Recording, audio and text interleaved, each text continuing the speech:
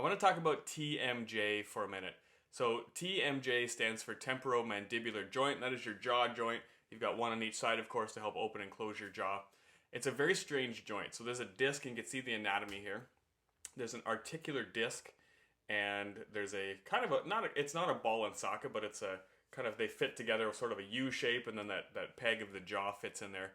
And so what happens is that jaw rotates and it slides.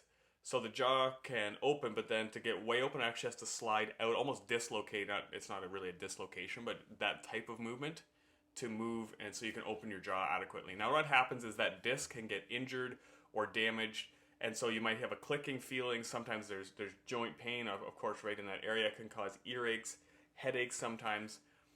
And one of the most common causes is repetitive activity, such as chewing gum. That's a really, really bad one.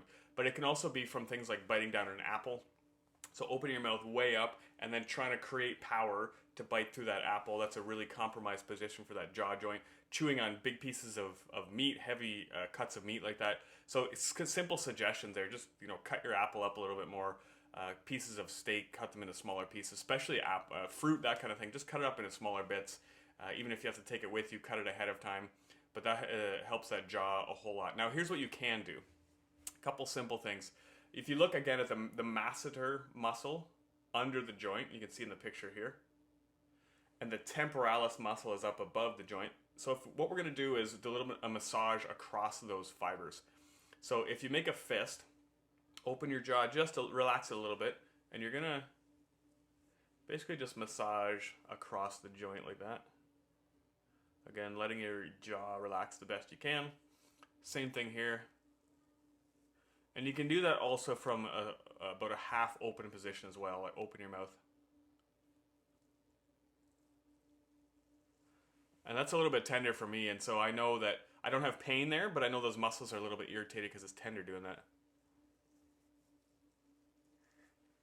So the other one that's really good too, which is kind of strange, is putting your tongue up to your palate, the roof of your mouth, and then slowly opening your jaw doing that. So just like this. Again, about halfway down or so, hold it there for a moment. It helps that sliding movement happen. The other one you can do is massage here. So you're going to actually create a little bit of tension going forward toward your nose. So from your earlobe, hopefully you can see there. Earlobe, you're going to do it this way, and then I'll do both at the same time. But from a just open, still relaxed, you're going to open your jaw about half, 3/4 of the way. And as you're doing that, you're going to feel your fingers that keep pushing forward. They'll follow the joint right through.